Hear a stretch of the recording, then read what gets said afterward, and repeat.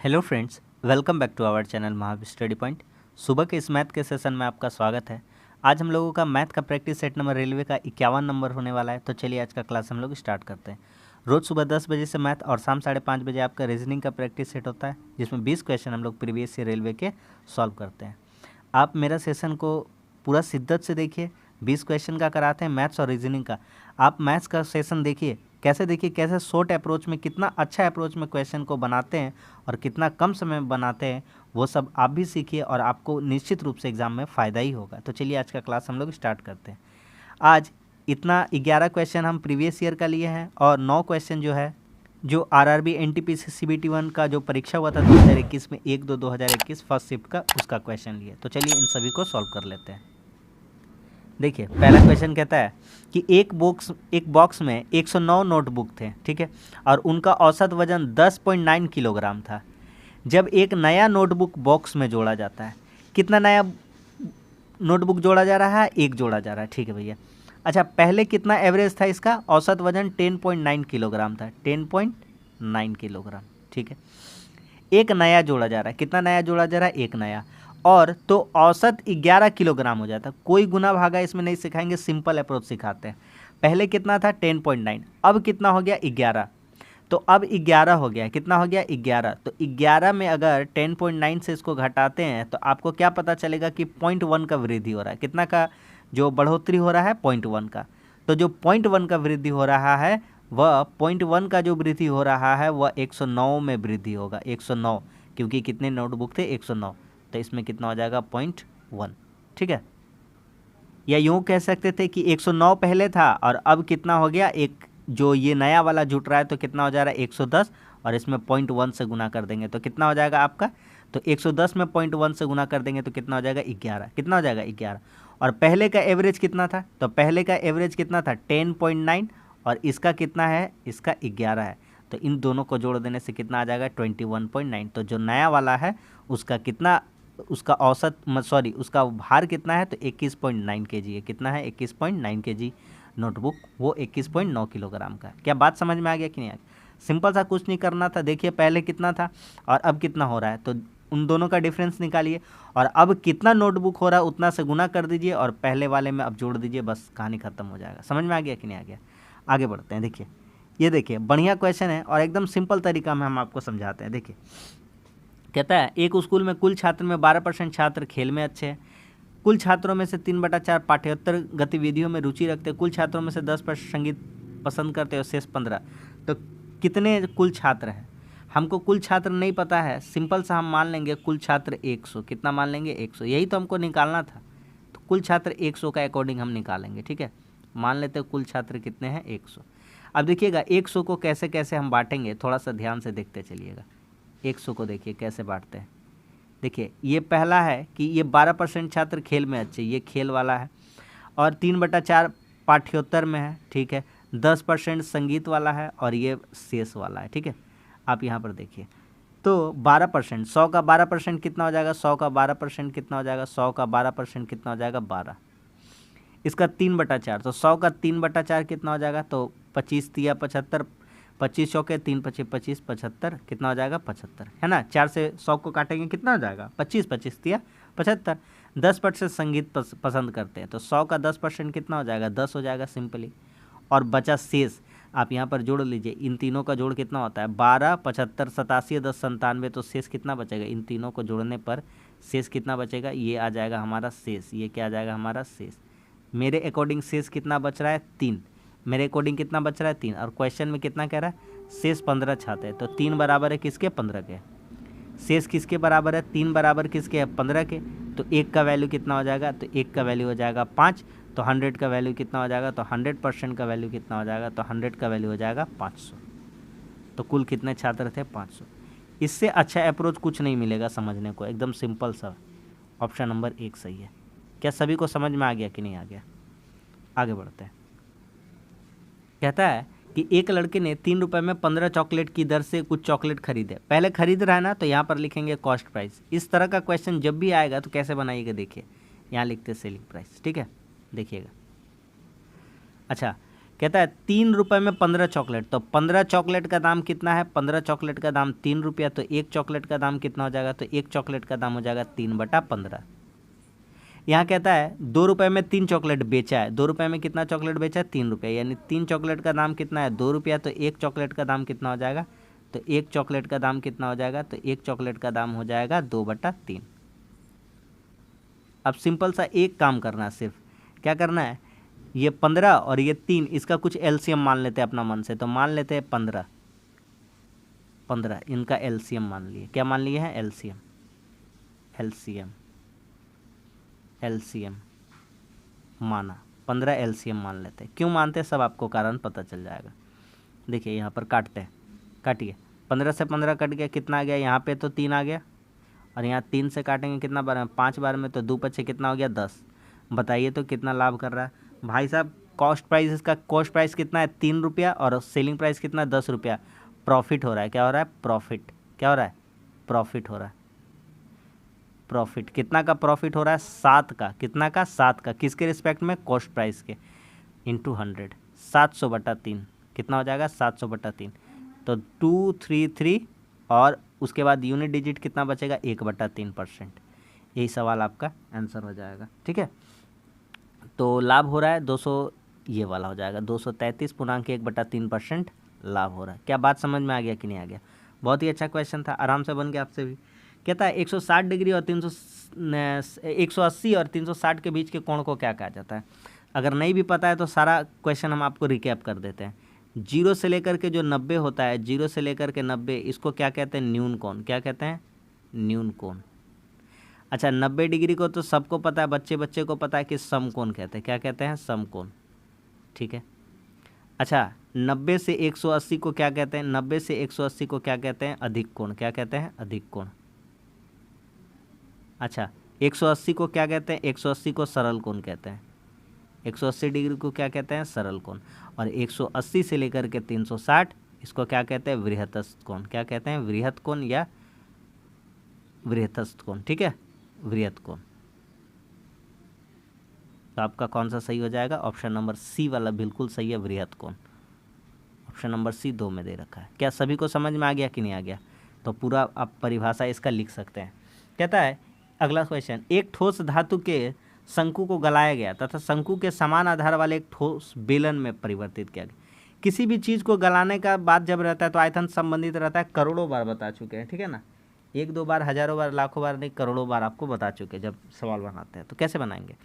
कहता है यदि बेलन की ऊंचाई 7 सेंटीमीटर तो शंकु की ऊंचाई बताओ। सिंपल सा क्वेश्चन है। कहता है शंकु को गलाया जाता है। शंकु का आयतन क्या होता है, 1/3 पाई r²h,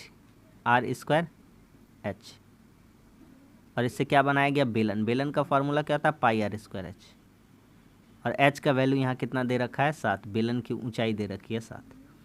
पाई से पाई यहाँ कट गया, कोई काम धाम नहीं है। r² से r² कट गया, कोई काम धाम नहीं। h का वैल्यू कितना आ जाएगा, तो 3 को 7 से मल्टीप्लाई कर देंगे, 3 से तो कितना हो जाएगा, 21। तो इस क्वेश्चन में कोई भी जान प्राण नहीं था, ऑप्शन नंबर 2 सही है। अगर आप समझ पाते हैं तो इस क्वेश्चन को कर पा जाइएगा। ठीक है, आगे बढ़ते हैं। देखिए एकदम बढ़िया है क्वेश्चन, और इसका तरीका कैसे सॉल्व करना होना वो सीखना पड़ेगा आपको। देखिए हम कैसे सिखाते हैं। पहले एक काम करिए, 3/15 और 23/30 को एक जाति का जैसा लग रहा है तो हम जोड़ लेते हैं। 3/15 और माइनस करना है तो चलिए इसी को माइनस कर देते हैं, 23/30। अब देखिए टेक्निक सिखाते हैं। लसा उसा लेने का झंझट नहीं है। एक काम करते हैं, यहाँ भी 2 से गुना करते हैं, यहाँ भी 2 से गुना करते हैं, तो कितना हो जाएगा, तो ये भी 30 हो जाएगा। नीचे ये भी 30 था तो इसको भी 30 कर दिए, इसलिए 2 से गुना ऊपर नीचे, कोई दिक्कत नहीं है। 2 कट जाना है। 3 दूनी 6, और यहाँ 23 में घटाना तो -17/30 बचेगा। कितना बचेगा, -17/30। चलिए भैया ये सॉल्व हो गया। आगे सॉल्व करते हैं। अब किसको सॉल्व करना है, तो अब अलग से सॉल्व करना है। 13/14 पॉजिटिव में प्लस है, -19/21 प्लस 31/35। इन लोगों को अलग क्यों रखें बताते हैं। इन लोगों को अलग इसलिए रखें क्योंकि ये एक ही टेबल में आता है। तो ये इसका लॉसा कितना हो जाएगा, तो इसका लॉसा 210 हो जाएगा। कितना हो जाएगा, 210। 14 से 210 को भागा देंगे, कितना बार में आ जाएगा, तो 14 10 140, 14 50 70, 210 हो जाएगा 15 बार में। 15 गुना 13 कितना होता है, 195 होता है। माइनस 21 से 210, 10 बार में 19 से गुना 190 हो जाता है। प्लस और ये 6 बार में हो जाएगा, 31 6 के कितना हो जाएगा, 186। तो यहाँ से करिए, तो 195 में 190 घटेगा, 5 बचेगा, और 190 186 जोड़ देंगे 191/210। बस अब लास्ट स्टेज क्या करना है, लास्ट वाला ये जो बचा हुआ था उसी को कर देते हैं कहानी, ठीक है। तो 191/210 और इसमें माइनस करना था 17/30 को, जो पहले कर रखे थे। बहुत ही हल्का अप्रोच है, बहुत ही हल्का, सीखिए बस। यहाँ भी 7 से गुना कर देंगे, यहाँ भी 7 से गुना कर देंगे, तो ये भी 210 हो जाएगा। तो 191 में 17 सत्ते कितना हो जाता है, 119 घटाएंगे तो 72 बचेगा। कितना बचेगा, 72/210।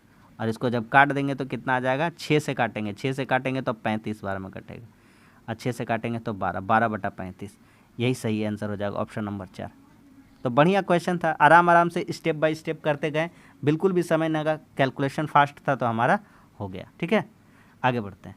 कहता है एक संख्या को 280 से विभाजित करने पर शेषफल 115 आता है। अगर हम आपसे यूँ कहें कि कोई संख्या है, उसको 5 से भागा करने पर 4 बचता है, तो वह संख्या कितनी है? तो अरे भैया सिंपल सी बात है, 5 से भागा करिएगा 4 बचेगा तो वह संख्या 9 हो जाएगा। तो संख्या कैसे निकलेगा, इन दोनों को जोड़ देंगे।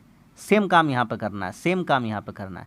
तो संख्या कैसे निकलेगा, तो संख्या कैसे निकलेगा, संख्या निकलेगा तो 280 इसमें जोड़ देंगे 115 को, तो कितना हो जाएगा 593 395। अब इसको कहा जा रहा है 35 से भागा देने को, तो 35 से भागा देंगे तो क्या होगा, तो 395 में 35 से भागा दे देंगे। 35 से कम 35 4, 35 से कम 35 10 बचेगा। कितना बचेगा, 10। इसका शॉर्ट ट्रिक क्या होता है, डायरेक्ट इससे इसको भागा देना होता है। तो यहाँ पर आप देख लीजिएगा, भागा दे करके 35 दिया 105, फिर भी कितना बचेगा, 10। तो हम आपको दोनों तरीका बता दिए, समझ में आ गया कि नहीं। आगे बढ़ते हैं। बहुत ही अच्छा क्वेश्चन है, और इस तरह का क्वेश्चन आप धीरे धीरे नोट्स बनाते जाइए। जितना टाइप का क्वेश्चन करा रहे, समझ लीजिए मेरा 50 सेट करा देंगे तो एक तरह से समझ लीजिए एक चैप्टर खत्म हो जाता है आपका कम्प्लीटली, और डेली एक एक चैप्टर से एक क्वेश्चन हम लेते ही लेते हैं। कहता है वह कौन सी सबसे बड़ी संख्या है जो 2 और 3 शेष रखकर 258 और 323 को क्रमशः भाग करती है। यहाँ कितना बच रहा है, 2, यहाँ कितना बच रहा है, 3 बच रहा है। तो 258 में कितना बच रहा है, 2, कितना बच रहा है, 2, और यहाँ कितना बच रहा है, 3 बच रहा है। किस में बच रहा है, 3, तो 323 में। तो ये टोटल कितना हो जाएगा, यहाँ पे कितना हो जाएगा 256, और यहाँ कितना हो जाएगा 320। तो कहता है कौन सा इसका ऐसा है सबसे बड़ी संख्या, तो इन दोनों को भागा कर दे। तो सबसे बड़ी संख्या क्या ढूंढ देंगे, HCF। क्या ढूंढ लेंगे, HCF किसका, 256 और 320 का। तो इनका अंतर देख लीजिए एक बार, आपको आंसर पता चल जाएगा।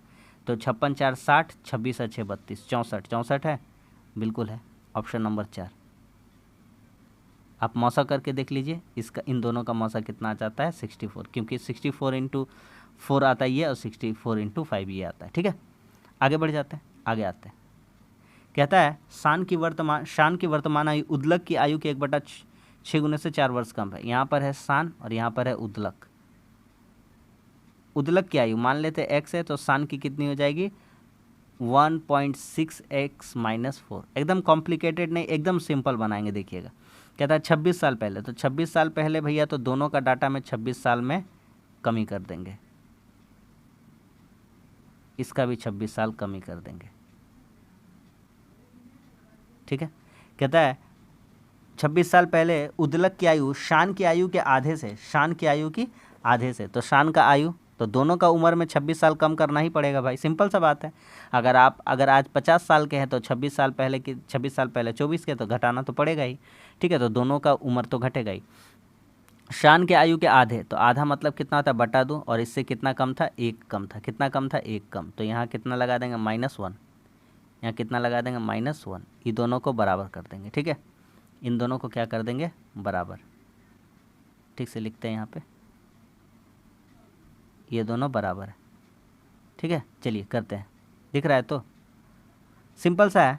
यहाँ करते हैं, ये 2 कम 2 हो जाएगा, ये 1.6x रह जाएगा, और ये माइनस कितना हो जाएगा, 30 हो जाएगा, और ये -2 हो जाएगा, और बराबर ये 2 से डायरेक्ट गुना कर देंगे, इसको 2x हो जाएगा, 26 दूना कितना हो जाएगा, 52, है ना। चलिए ये 1.6x इधर आके घटेगा तो 0.4x हो जाएगा, और ये 52 इधर आके जुटेगा तो 32 में 52 जुटेगा तो कितना हो जाएगा आपका 20 हो जाएगा। कितना हो जाएगा 20 पॉजिटिव में हो जाएगा। अब 0.4 का वैल्यू 20 है तो पॉइंट हटाएंगे तो यहाँ कितना हो जाएगा, एक और ज़ीरो आ जाएगा पॉइंट हटाने के लिए, तो 4 पचे कितना हो जाएगा 20, 4 पचे 20, 50। एक्स का वैल्यू कितना आ गया 50। तो एक्स का वैल्यू 50 है तो हमसे किसका वैल्यू पूछा है, शान की। तो शान का कितना हो जाएगा, तो शान का हो जाएगा 50 इंटू 1.6 माइनस 4। तो 16 पचे 80 में 4 घटेगा कितना आ जाएगा 76। ठीक है, ऑप्शन नंबर 3 सही है। सिंपल सिंपल बात है, आराम से समझ में आ रहा है आपको। अच्छा आगे आते हैं। कहता है 1000 किलोमीटर का दूरी तय करना। विक्की और राकेश है, विक्की है और कौन है, राकेश है। इनका स्पीड दिया गया, स्पीड कितना है, ये 29 है और ये कितना है 23 है। कहता है टाइम बताइए। तो स्पीड और टाइम क्या होता है, एक दूसरे का उल्टा होता है, सिंपल सी बात है। 23-29, इसमें कोई रॉकेट साइंस नहीं है, कोई दिमाग नहीं लगाना है, झूठ मूठ का ये क्वेश्चन दे रखा है। 1000 का कोई काम धाम यहाँ पर नहीं बनता है। ठीक है, आगे आते हैं। कहता है a प्लस बी बराबर 90, कॉस बी बराबर 1/3 है तो साइन ए का मान कितना होगा। कुछ नहीं है, एकदम हल्का सवाल है। देखिए अगर a प्लस बी 90 है, a प्लस बी क्या है अगर 90 है, तो क्या हम ऐसे लिख सकते a बराबर 90 माइनस बी। बोलिएगा कोई दिक्कत नहीं, ये b को इधर टान के लेके आगे। ठीक है, अच्छा अब हम क्या जानते हैं, अगर साइन a बराबर लिखना चाहें तो ये किसके बराबर लिख सकते हैं, कॉस बी। ठीक है, क्योंकि a प्लस बी बराबर कितना है 90 है। ठीक है, अब एक काम करते हैं, अगर कॉस बी 1/3 दे रखा है, कॉस बी कितना, साइन ए को क्या लिख सकते हैं, साइन ए को क्या लिख सकते हैं, या यूँ कहें जो कॉस बी दे रखा है, क्या दे रखा है कॉस बी, तो कॉस बी को क्या लिख सकते हैं, तो कॉस बी का मान कितना हो जाएगा, साइन 90 माइनस बी, और 90 माइनस बी बराबर क्या है, साइन ए। तो यहाँ पर कॉस बी का तो मान दे रखा है 1/3, तो कॉस बी साइन ए बराबर है, तो ये भी कितना हो जाएगा 1/3 ही हो जाएगा। ठीक है, अगर आप थोड़ा मोड़ा ट्रिको करे हैं तो आपको थोड़ा मोड़ा समझ में ज़रूर आएगा। बाकी इसका हम सेपरेट वीडियो बनाने का कोशिश करेंगे ताकि आपको बेसिक्स एकदम समझा दिया जाए और हर टाइप कवर करा दिया जाए। ठीक है, अब आइए ये जो क्वेश्चन सब है एकदम स्मार्ट अप्रोच से बनाना शुरू करते हैं। ये समानांतर श्रेणी वाला जो क्वेश्चन है, APGP वाला, एकदम सिंपल सा क्वेश्चन होता है, आराम से समझने का कोशिश करिए। देखिए जो बात यहाँ लिखते जाएंगे आप देखते चलिए। ठीक है ना, देखिएगा कुछ कुछ बात लिखेंगे यहाँ पर, कैसे बनेगा इसको बताते हैं। TN, ये जो TN लिखेंगे ये कुल पद रहेगा, क्या रहेगा, कुल पद। ठीक है, यहाँ पर एक लिखेंगे D मतलब रहेगा अंतर, क्या रहेगा, अंतर यानी कि डिफरेंस। फिर लिखेंगे A, क्या लिखेंगे हम, फॉर्मूला में लिखेंगे A। हम सब कुछ एक्सप्लेन करते हुए चलेंगे। ठीक है ना, देखिए A लिखेंगे, A मतलब शुरू वाला, A मतलब शुरू वाला नंबर। ठीक है, उसके बाद हम N लिखेंगे, क्या लिखेंगे, N मतलब क्या हो जाएगा, तो N मतलब हो जाएगा आखिरी वाला, आखिरी। और कुछ छूटा यहाँ पे नहीं, सारा कुछ लिख दिया। अब देखिए इसका फार्मूला होता है, एक सिंपल सा एक फार्मूला होता है इस क्वेश्चन को बनाने का, कि टोटल नंबर बराबर A plus N-1 into D। चलिए लगा दीजिए इस फार्मूला को। टोटल नंबर कितने हैं, 50। क्या कहता है हमको जानते हैं, कहता है कि समानांतर से 3, 8, 13, देखिए ना सबके डिफरेंस, कॉमन डिफरेंस 3, 5, 8, 8, 5, 13, 13, 5, 18, 5, 23, 5 का डिफरेंस है। तो कहता है 50वां टर्म क्या होता है, गिन तो नहीं सकते हैं, भोर हो जाएगा गिनते गिनते। तो देखिए A लिखना है, A मतलब क्या होता है, शुरू वाला कितना है 3 है, यहाँ लिखेंगे 3 प्लस N मतलब क्या होता है भैया, N मतलब यहाँ लिखिए आखिरी वाला कितना है 50, आखिरी वाला कितना है 50, और इसमें अपना मन से कितना लिखना, -1। D मतलब क्या होता है, डिफरेंस यानी कि अंतर, D मतलब डिफरेंस यानी कि अंतर। कितना का डिफरेंस है, 5 का डिफरेंस है, तो कितना हो जाएगा आपका, तो 3 प्लस 50 में गया 49 इंटू 5, तो 245 और 3 248।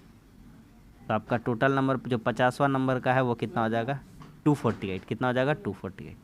समझ में आ गया। तो बहुत ही अच्छा क्वेश्चन था और एग्जाम में पूछा जाता है बार बार। आगे आते हैं, कहता है A ने एक बैंक में 8,000 की राशि 8% की दर से SI पर सिंपल इंटरेस्ट पर किया था। किस पर निवेश किया था, सिंपल इंटरेस्ट पर। ठीक है, एक चीज़ सिंपल इंटरेस्ट का यहाँ करते हैं।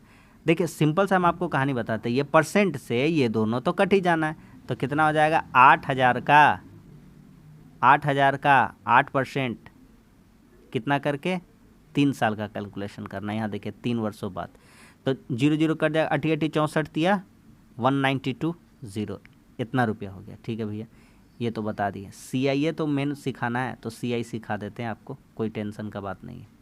CI कैसे निकालिएगा, कंपाउंड इंटरेस्ट। देखिए कहता है 10% करके 6,000 का राशि है, 10% करके तो CI कैलकुलेट करना सिखाते हैं। तो 10 + 10, ये पहले 2 साल का निकलेगा, 10 × 10/100। हम मेरा पूरा वीडियो देखा करिए शुरू से लेकर के अंत तक, आपको बहुत कुछ सीखने को मिलेगा और सिस्टमेटिक तरीक़ा से सीखने को मिलेगा। तो सक्सेसिव में करके निकालेंगे तो ये 2 साल का ब्याज कितना आ जाएगा 21। बोलिएगा कैसे, 10 10 20 और 0 0 कट जाएगा तो 1 और 10 20 और 1 कितना हो गया 21। अब 3 साल का निकाला तो जो 21 आया है, ब्याज पर भी ब्याज मिलेगा, तो 21 + 10, ये सिंपल इंटरेस्ट निकाल रहे हैं। देखिए एकदम शॉर्ट फॉर्म है ये वाला, 21 + 10/100। आप सिर्फ समझते हुए चलिए। तो यहाँ से आ जाएगा 2.1, यहाँ आ जाएगा 31, तो 33.1 कितना आ गया 33.1। तो CI कितना आ गया है, तो CI आ गया 33.1। तो किस पे निकालना है, 6,000 पे, 6,000 पे 33.1 का वैल्यू निकालना है।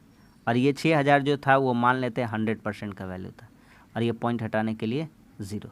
ठीक, तो 3 0 3 0 कट ही गया, तो 6 6 × 18 6 × 18 = 19, 1986। तो कितना रुपया ज़्यादा है, कितना रुपया ज़्यादा है, तो बोलिएगा 1920 और यहाँ 1986, तो अंतर कितना का आएगा 1986 - 1920 कितना हो रहा है 6 2 8, 66 का अंतर हो रहा है। कितना का अंतर हो रहा है 66 का। बोलिए समझ में आ गया कि नहीं आ गया। बहुत ही आसान मेथड में बता दिए, ज़्यादा एकदम झोल झाल कुछ नहीं है, सिंपल सा बात है।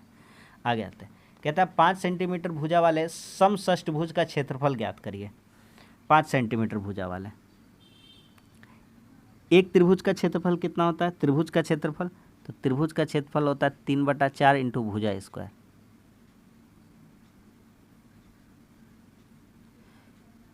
3/4, तो यहाँ लिखते हैं 3/4 × भुजा, भुजा कितना दे रखा है 5, तो यहाँ लिख देते हैं 5।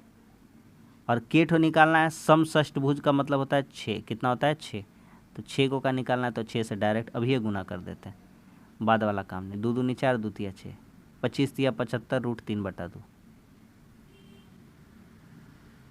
75 √3/2। ऑप्शन नंबर बी सही है। बढ़ जाएं आगे। अगला सवाल कहता है 4 क्रमागत विषम संख्याओं का योग 160 है, सबसे छोटी संख्या बताइए। सिंपल सा क्वेश्चन है, सिंपल सा क्वेश्चन है, 4 क्रमागत विषम संख्या। अरे भैया सिंपल सा बात है, सबसे छोटी संख्या और 160 आ रहा है, 160 योग आ रहा है, तो एगो एवरेज हम धरते हैं 160 का, 160 का एवरेज अगर हम धरते हैं तो 40 आना चाहिए, 4 संख्या है तो ठीक है, 40 आना चाहिए था। कितना आना चाहिए था 40। अरे तो भैया जो संख्या होगी वो 40 के आसपास होगी, तो बोलिए 40 के आसपास होगी। इतना तो दिमाग हमारे पास है कि ये 27 कोनो कीमत पे नहीं होगा, 25 नहीं होगा। 35 के बारे में सोच सकते थे, उसको नहीं सोचेंगे। अब देखिए यहाँ पे हम आपको सिखाते हैं, आप 37 रखिए, 39 रखिए, विषम संख्या है, क्रमागत क्रम से, उसके बाद विषम संख्या 41 है, उसके बाद 43 है। इन सब का योग कितना आ जाता है 160 आ जाता है। बोलिए मज़ा आ गया कि नहीं आ गया। अरे भैया बहुत मज़ा आएगा, आप जोड़ करके देख लीजिए। 37 सबसे छोटी संख्या, सबसे बड़ी संख्या बोलेगा 43। ठीक है, समझ में आ गया कैसे। इसका 3 इसको दे दीजिए, ये 40 हो जाएगा, इसका 1 इसको दे दीजिए, ये 40 होगा, बाकी सब 40 40 40 होकर कितना हो जाएगा 160। इस क्वेश्चन में कुछ भी नहीं करना, एग्जामिनर चाहता है कि आप अपना समय बर्बाद करें, अगर आप चाहते हैं तो कर सकते हैं। कहता है मौसम पर निकालो, और इतना लंबा चौड़ा नीचे दे रखा है, तो 2/9, 16/81, 32/117 और 54/189। तो आपको पता है HCF निकालने के लिए ऊपर का HCF और नीचे का LCM। तो जब ऊपर का HCF करेंगे तो ऊपर का HCF कितना आएगा 2 आएगा। और क्या 2 किसी भी आंसर में दे रखा है, 2 किसी भी आंसर में दे रखा है क्या, 2 किसी भी आंसर में है, बोलिए। इसमें नहीं है 2, ऊपर में ये गया, ये गया, ये गया, एकमात्र विकल्प बचा ऑप्शन नंबर डी। इतना हल्का सवाल, नीचे कुछ भी रहे मेरे को क्या लेना देना, कुछ भी तो नहीं, खत्म हो गया सवाल। आगे आते हैं, कहता है एक व्यक्ति की एक व्यक्ति की आय और उसका व्यय इतना, ये है इनकम और ये है एक्सपेंडिचर, और यही होता है सेविंग के बराबर। क्या? इनकम माइनस एक्सपेंडिचर बराबर क्या होता है? सेविंग। तो इनकम कितना है? 9, एक्सपेंडिचर कितना है? 5, तो यही सेविंग के बराबर होता है। तो कितना सेविंग हो जाएगा? 4। ये हो जाएगा बचत। हमसे क्या कहता है? व्यक्ति की आय 27,000 है। कितनी है आय? 9 बराबर 27,000। 9 बराबर कितना? 27,000। तो 4 बराबर कितना होगा? तो 1 का वैल्यू कितना आ जाएगा? 1 का वैल्यू 3,000। तो 4 × 3 कितना हो जाएगा? 12,000। बोलिए समझ में आ रहा है कि नहीं आ रहा है? ऑप्शन नंबर सी सही है। आगे आते हैं।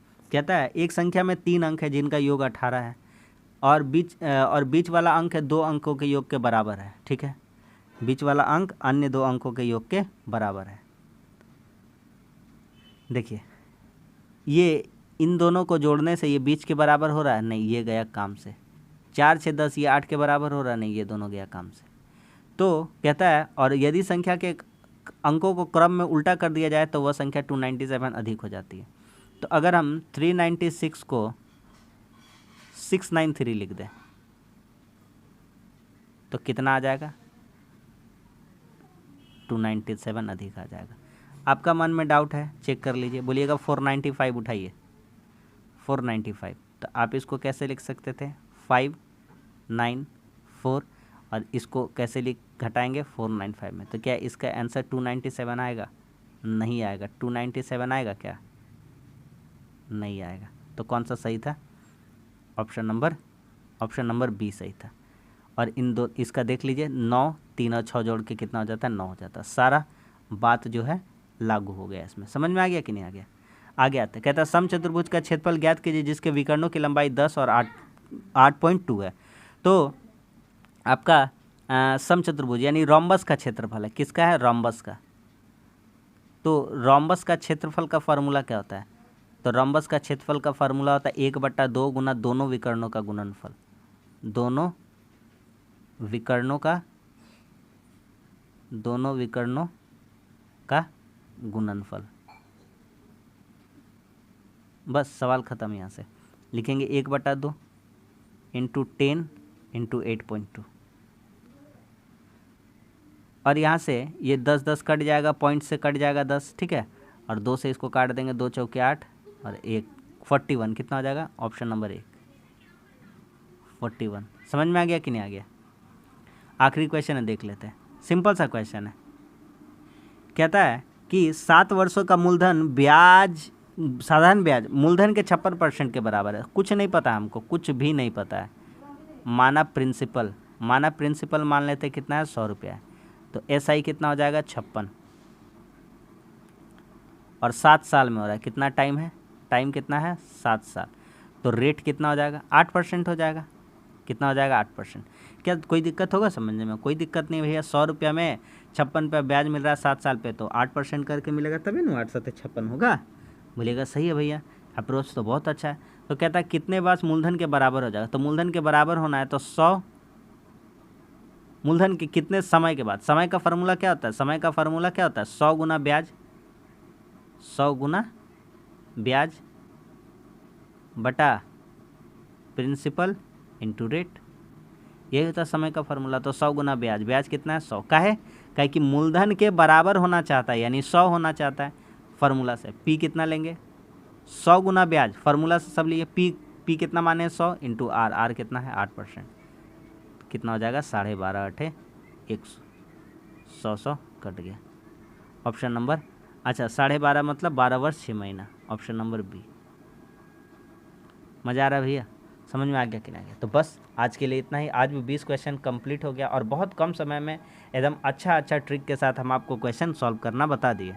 अगर इस तरह से आप एग्ज़ाम में क्वेश्चन बनाते हैं तो आपका कीमती समय बचेगा और ये शानदार अप्रोच है क्वेश्चन को बनाने का। तो वीडियो अच्छा लगा लाइक कर दीजिए, कैसा लगा कमेंट्स करके बताइए, दोस्तों में शेयर कर दिए। चैनल पर नए हैं तो चैनल को भी आप सब्सक्राइब कर दीजिए। नीचे आपको टेलीग्राम का लिंक मिल जाएगा डिस्क्रिप्शन में, वहाँ से जुड़ जाइए, आपको इसका PDF भी मिल जाया करेगा, आप प्रैक्टिस कर लीजिए। चलिए मिलते हैं अब शाम के रीजनिंग के सेशन में, तब तक के लिए धन्यवाद। जय हिंद।